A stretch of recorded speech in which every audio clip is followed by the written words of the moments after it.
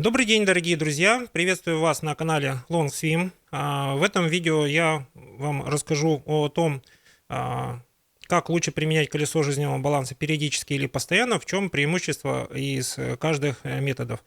Те, кто смотрит это видео первый раз, подписывайтесь на наш канал, ставьте колокольчики, пересылайте это видео друзьям и знакомым.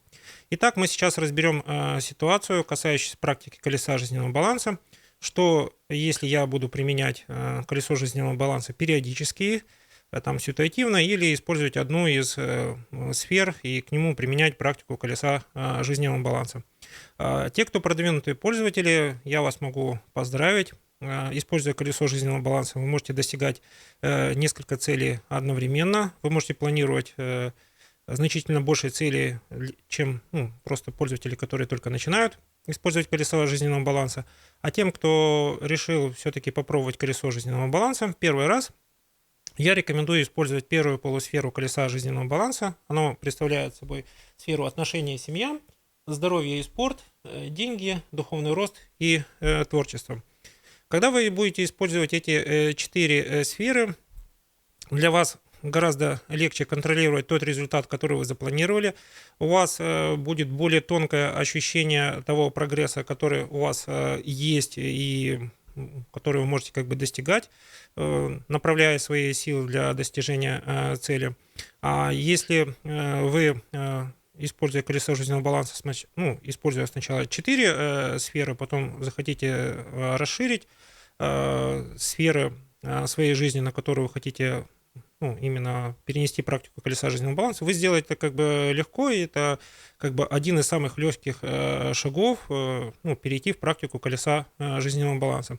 Итак, отношения и семья – это ключевой сектор, ключевая сфера колеса жизненного баланса, на котором сосредоточено очень много времени, много усилий. Здесь у нас самое большое количество ожиданий, здесь самое большое количество противоречий, и зная хорошо инструментарий колеса жизненного баланса, вы эти противоречия можете легко преодолевать.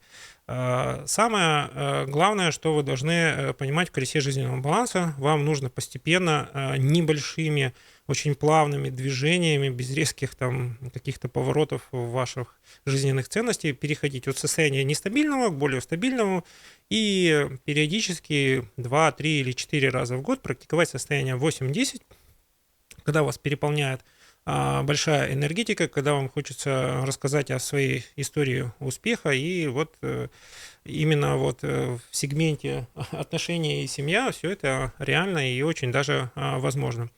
Следующий сегмент, который нужно вам никогда не забывать, особенно когда вы в возрасте больше 30 лет, это собственное здоровье, его потенциал, его возможности.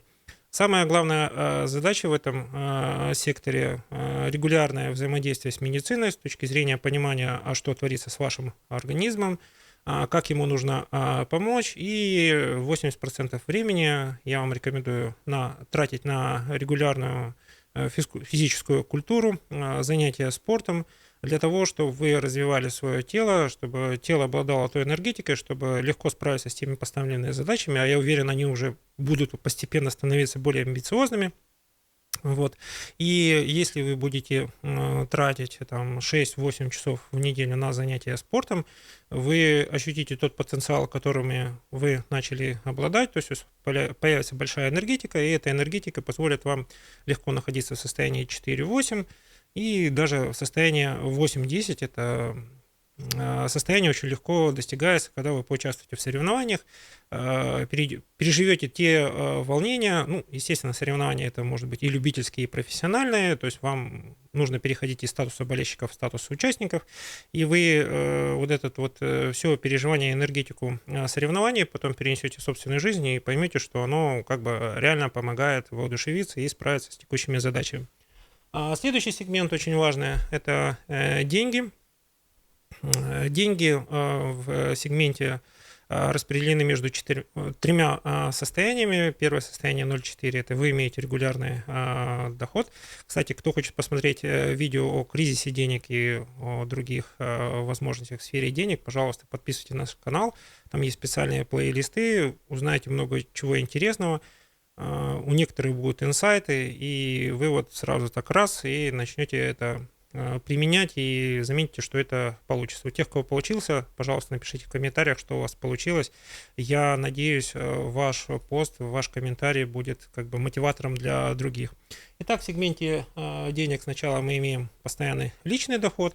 Потом мы переходим в состояние 4.8. У нас есть возможности нового дохода, уже как эксперта, как человека, который умеет предоставлять качественную услугу или представляет качественный товар, но в сегменте состоянии 4.8 очень важно уметь рекламировать свои услуги, продвигать свою экспертизу. Проще всего это делать в социальных сетях. Почему? Потому что, возможно, кто-то на этом земном шаре ищет такого специалиста, как вы, и найдя вас, он как бы обретет облегчение, и вы поможете там ему решить задачи. Следующее состояние в сегменте денег – это состояние 8-10, когда вы планируете высокодоходный бизнес, можете участвовать в управлении этим бизнесом, созданием этого бизнеса. Состояние 8-10 в сфере денег – это вы управляете чужими инвестициями, чужими ресурсами, используя как бы свою экспертизу и умение справляться с нештатными ситуациями. Это может быть маленькие какие-то проекты, организация каких-то праздников, организация каких-то событий или какие-то очень долгосрочные проекты, там, длительностью 1-2 года. Сделав их, вы получите очень колоссальный опыт, который вам очень-очень сильно как бы пригодится, и вы вот для себя отметите, что вы раскрыли себя с другой стороны. Духовный рост и творчество – это опора на собственные ценности. Понимая, какие ценности для вас очень важны, вы здесь вот используя духовную практику. Кстати, здесь не нужно так много времени, это всего лишь понимание себя внутри, раскрытие своего потенциала. Итак, если вы уже попробовали эти 4 сегмента и такая практика у вас длится где-то полгода, я вам рекомендую эту практику развернуть на следующие сферы жизни. Это друзья и окружение, личностный рост, карьера и бизнес и яркость жизни. Зачем нужно переходить от таких вот простых форм там, от первой полусферы к второй полусфере? Это нужно для того, чтобы вы постоянно выходили чуть-чуть за зону комфорта. Ну, небольшими семимильными шагами, а такими вот маленькими, уверенными для вас шагами, понятными. Почему? Потому что когда вы пробуете управлять там не 4, а уже 8 сферами вашей жизни, это, как правило, большая постановка задач, это более плотный график времени. А когда у вас достаточно плотный график и наполнен теми событиями, которые вы хотите делать, там уже не будет места тем событиям, которые врываются в нашу жизнь, когда у нас там избыток времени, и вот кто-то пытается там, в нашу жизнь вместить какое-то событие, которым нам не очень нужно. В этом и заключается практика колеса жизненного баланса. То, что мы будем в своей жизни планировать те события, которые для нас важны, которые нас радуют, которым нам хочется заниматься. Итак, в сфере друзья и окружения вы практикуете поиск единомышленников, как правило. Если вы будете заниматься какими-то новыми вещами, будете проходить новое обучение, у вас появятся единомышленники, которые, несмотря на то, что они мало с вами знакомы, вы откроете в них очень много интересного, много общего, то есть со временем станете очень хорошими друзьями. Сегмент личностного роста очень важен. Почему? Потому что мы имеем возможность в наш технологический век получать любое образование на любую степень как бы погружения от каких-то начальных курсов до очень серьезных. Мы можем получать новые профессии. Я рекомендую все-таки личностный рост как свое собственное обучение разделить на профессиональное обучение, которое нужно проходить там 1-2 раза в год. Второе состояние или, забываю все время. Второй момент – это нужно не забывать о личностном росте, личностном обучении, то есть расширении своего кругозора. И когда вы будете переходить из состояния, вот в сфере личностного роста, состояние 0,4, вы получаете знания, как-то систематизируете их. И очень важно буквально через 1-2 недели попытаться то, что вы получили, какие-то теоретические знания, их попрактиковать в своей жизни. То есть какой-то, пускай будет маленький результат, но это будет результат. Пускай это будет инсайт, пускай это будет какое-то новое осознанное состояние, но применяя эти знания, вы уже как бы получаете от них гораздо больше пользы. Состояние 8-10 нужно практиковать в сфере личностного роста 1 раз в год. То есть у вас появились какие-то знания, вы эти знания структурировали, поняли, что можете быть как бы экспертом, и таким вот образом вы будете мотиватором или, скажем так, экспертом-наставником для какого-то человека, который в этом нуждается. Следующая сфера – это карьера и бизнес.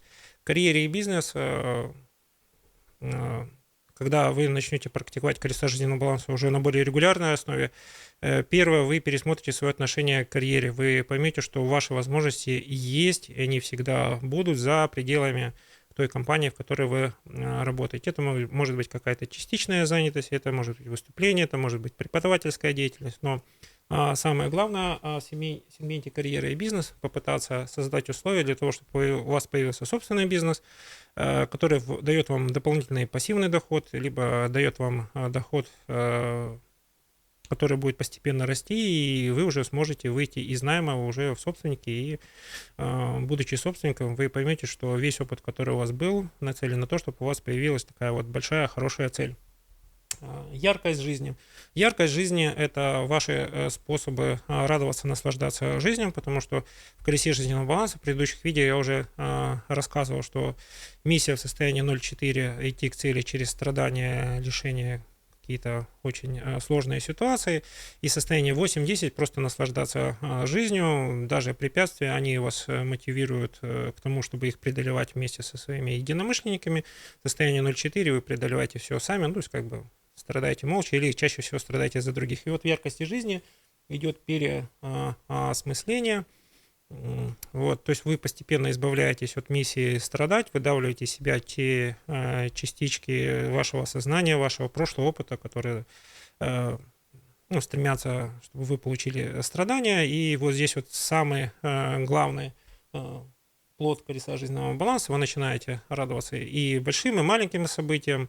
Вы с благодарностью относитесь к тому, что происходит в вашей жизни. В состоянии 0,4 вы стремитесь в места, где вы приобретаете силу, где вы перезагружаетесь. Но переходя к состоянию 4-8, вы в любом месте можете создавать то состояние, в котором не только вы отдыхаете, но и другие могут как бы отдыхать. Это такая трансформация, да, то есть когда вот у вас есть баланс между взять и дать, да, то есть состояние 0,4 вы берете от места силы энергетику, которой вам не хватает, состояние 4,8 вы уже отдаете свою трансформированную энергетику как положительную, потому что неважно, сколько событий негативных произошло в вашей жизни, вы эти негативные события трансформировали и сделали из этого хорошую атмосферу, хорошую энергетику. Состояние 8-10 в яркости жизни вы инициируете очень хорошие события для большего круга людей. Делайте это естественно, потому что вас переполняет эта энергетика, люди от вас заряжаются, становятся вашими последователями. То есть мы уже не ищем единомышленников, а люди видят вас, большого единомышленника, наставника, ну, скажем так, того человека, который для вас послужил примером того преображения.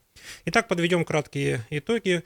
Если вы практикуете колесо жизненного баланса, это очень хорошее явление в вашей жизни. Если вы эту практику колеса жизненного баланса решили использовать, ну, как бы с той частотой, насколько это возможно, это прекрасно. Полгода вполне достаточно, чтобы ощутить все преимущества колеса жизненного баланса. А преимущество колеса жизненного баланса заключается в том, что вы лучше понимаете себя, стремитесь в сторону того, что вас радует, занимайтесь тем, что вас приносит радость. Вас препятствия, неправильные события в жизни начинают мобилизовывать. Вы начинаете решать свои задачи с помощью других людей. На самом деле здесь все очень просто. К вам на помощь приходят те люди, которые разделяют ваши ценности, которые имеют искреннее желание вам помочь, и в таком вот симбиозе вы можете достичь очень многих целей. Через год практики колеса жизненного баланса вы можете переходить в следующую категорию продвинутых пользователей. Продвинутые пользователи, как правило, ставят перед собой гораздо больше задач, чем вы на первоначальном этапе. Они регулярно обращаются к анализу того, что происходит в этой жизни. В сфере личностного роста добывают те знания, которые помогают достигать поставленных целей легко находят единомышленников, потому что, ну, наверное, невозможно в этом мире все что-то сделать самому. Некоторые вещи гораздо приятнее делать с друзьями, единомышленниками, потому что вот совместное времяпровождение, совместный досуг, совместная работа над какой-то целью, ну, это замечательно, прекрасно, это созидание вокруг себя того мира, который вы хотите видеть, это благоустройство территории, ну и все прочие как бы хорошие вещи. Если эта тема интересна, пожалуйста, пишите в комментариях, если ее нужно раскрыть более сильно или предлагайте какую-то другую тему. Всем желаю хорошего дня, прекрасного настроения, желаю, чтобы в вашей жизни практика колеса жизненного баланса заняла достойное место. Всем добра!